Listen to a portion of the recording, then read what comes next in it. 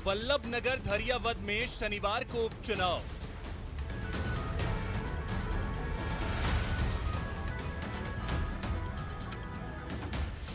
Congress BJP दोनों के लिए उपचुनाव अहम।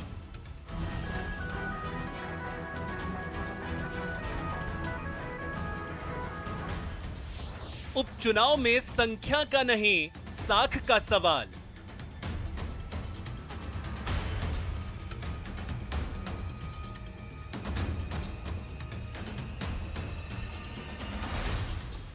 अलवर धौलपुर पंचायत के नतीजों में पंजे का परचम।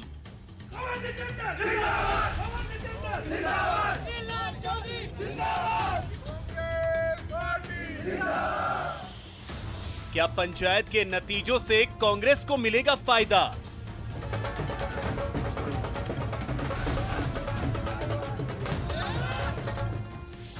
क्या पंचायत के नतीजे उपचुनाव का ट्रेलर हैं?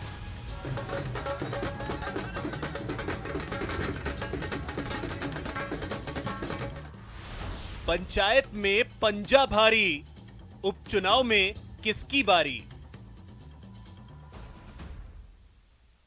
नमस्कार, आप देख रहे हैं न्यूज 18 राजस्थान। आपके साथ मैं हूं अभिषेक।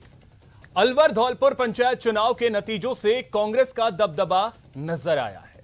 दोनों जगह कांग्रेस का परचम लहराया है। कांग्रेस जोश से लबरेज है। शनिवार को वल्लभ नगर और धरियावद में उपचुनाव का मतदान है। दोनों दलों के लिए यह चुनाव बेहद अहम है। हालांकि जीत हार से संख्या बल पर ज्यादा फर्क नहीं पड़ेगा, लेकिन यह चुनाव संख्या से ज्यादा साख का सवाल है, क्योंकि जो जीतेगा वो जनमत के रुख की बात करेगा।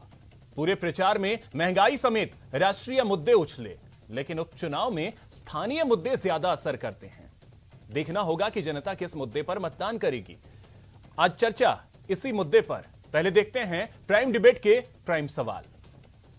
तो पहला सवाल यह है कि पंचायत चुनाव के नतीजों का उपचुनाव पर क्या असर होगा। बात दूसरे सवाल की करें तो उपचुनाव जीत से ज्यादा क्या साख का सवाल है। और तीसरा सवाल यह कि 2 सीटों से जनता के मूड का क्या पता चलेगा।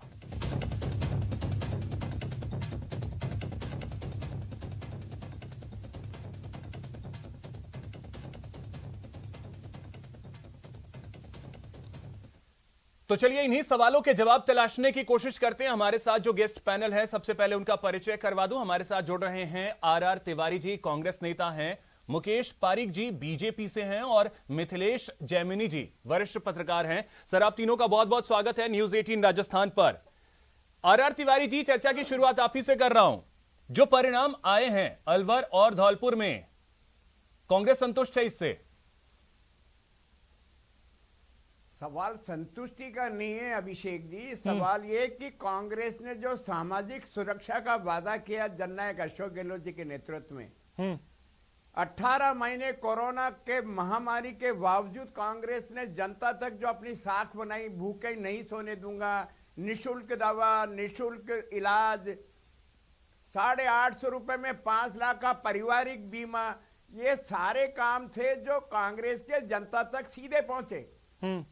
लोकतंत्र में विपक्ष का जिम्मेदार होना और मजबूत होना भी जरूरी है, लेकिन सवाल है कि राजस्थान में हमारा जो विपक्ष है भारतीय जनता पार्टी, वो आपस की फूट में वो मुंगेरी लाल के सपने दे रहा है। वो तो मुख्यमंत्री के रूप में अपना आपको प्रोजेक्ट कर रहे सारे नेता, जनता से उनका जुड़ाव रहा नहीं। और इसलिए गांव की सरकार में भी धौलपुर अलवर में कांग्रेस ने अपना परचम फहराया है। और इसका असर कल हमारे 2 विधानसभा के जो उपचुनाव है, वल्लभ नगर का, धरियावद का, जनता की सेवा का जो संकल्प अशोक गहलोत जी ने लिया है, नहीं तो वो जो आप बात कह रहे हैं फूट की बात बीजेपी की, और आप जो अपने काम की बात कह रहे हैं, अलवर का जब मैं परिणाम देख रहा हूं, 352 में से 134 आपकी पार्टी जीती है और 120 जो है वो बीजेपी जीती है। तो आंकड़े तो ये बता रहे हैं कि मामूली सा मार्जिन है। मैं फिर कह रहा हूं अभिषेक, सत्तारूढ़ पार्टी जिस राज्य में होती है वहां उम्मीदवार ज्यादा होते हैं ताकि वो अपना आगे कैरियर बना सके उम्मीदवार बन करके। लेकिन चुनाव तो एक ही व्यक्ति को लड़ाया जा सकता है। कांग्रेस के अंदर सशक्त उम्मीदवार एक सीट पर ज्यादा थे। चुनाव करना पड़ा हमको एक ही सशक्त उम्मीदवार का। तो जो बागी जीते हैं 90 के आसपास, उनमें से अधिकांश हमारे ही साथी हैं।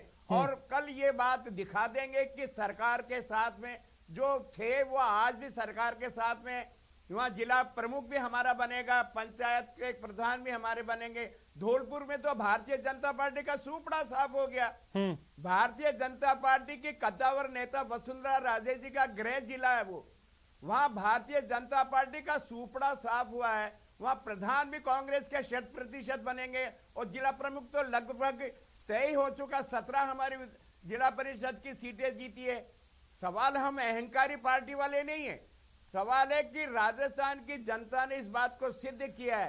तो अगर ये चीजें धौलपुर में हुई तो अलवर में फिर कहां कमी रह गई? क्योंकि अलवर की स्थिति अगर आप देखें 16 में से केवल 5 पे स्पष्ट बहुमत मिला है, 11 में जोड़ तोड़ से इधर उधर करके बनेगा। 2 ऐसे भी जगह हैं, लक्ष्मणगढ़ और नीमराना, जहां पे आप लोगों से ज्यादा निर्दलीय जीत के आए हैं। वो निर्दलीय हमारे ही तो है, मैं आपको यही तो कह रहा हूं। अच्छा। निर्दलीय उम्मीदवार जो बने वो कांग्रेस से बागी होकर के बने, क्योंकि उनको लग रहा था मेरे को उम्मीदवार बना नहीं तो बागी लड़ लिए। आधार तो कांग्रेस का ही था, वो कांग्रेस के झंडे के नीचे विकास के काम करा रहे थे। और अशोक गहलोत और डोटासरा जी की टीम ने दोनों जिलों में भारतीय जनता पार्टी को आईना दिखाया है कि कमजोर विपक्ष राजस्थान की जनता को वो मुंगेरी लाल के सपने देखना बंद करे, जनता से जुड़े। ठीक है, तो अब इसका जवाब मैं मुकेश जी आपसे ले रहा हूं। मुकेश जी, क्या मुंगेरी लाल के हसीन